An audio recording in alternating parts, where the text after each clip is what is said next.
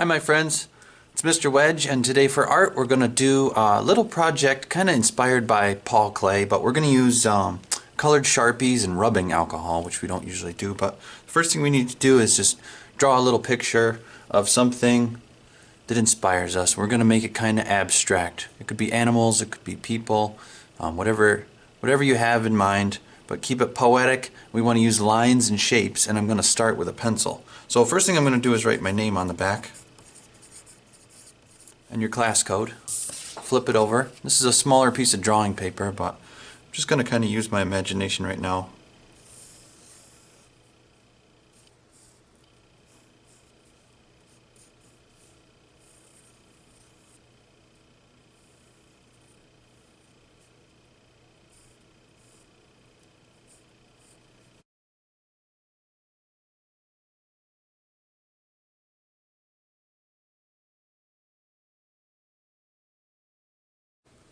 Alright, it's kind of silly, but I've got a cat, a house, the bird that the cat wants, but there's also a ball of string. And I tried to repeat some of the shapes that I used. So I used a circle for the cat's head and eyes, well, this eye anyway. So I put a circle around the bird just to kind of call attention to it.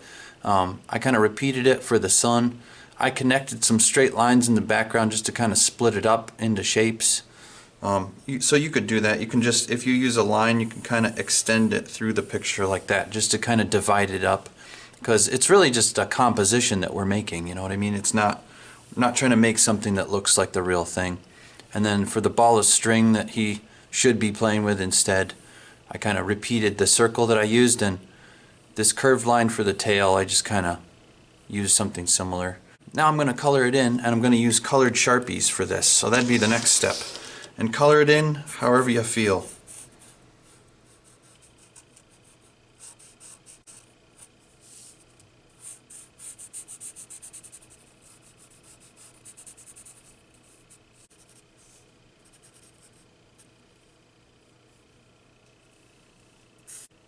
Okay, I colored in what I wanted to, and I used the colors I wanted to, and so now the next step is we take some rubbing alcohol. I just put mine in a little dish so it's easier to use, but this is isopropyl alcohol, and this will work with Sharpies because they, or any permanent marker, because they're alcohol based.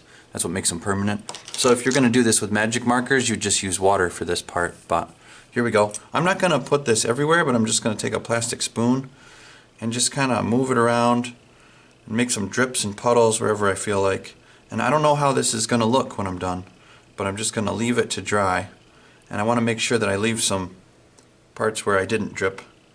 I'm just going to let this kind of leak and bleed all over the place, and we'll come back in a few minutes and see what it looks like. I actually made a mistake. I should have put a piece of scrap paper under it before I worked on my table, because otherwise I have to work really hard to clean that off. But also, if it's, you know, you see some cool effects happening, if there's some place where you really don't like it, you can just take a wadded up tissue and dab it, and that'll make it not quite so obvious. But I'm going to keep letting this do its thing until it's completely dry.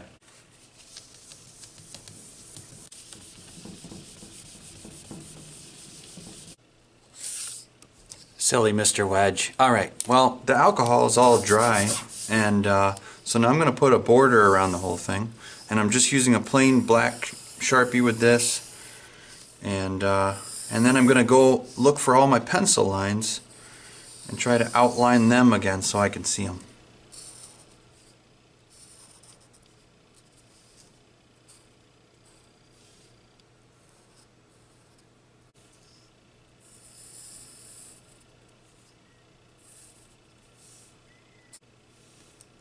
That's it. Work hard and have fun.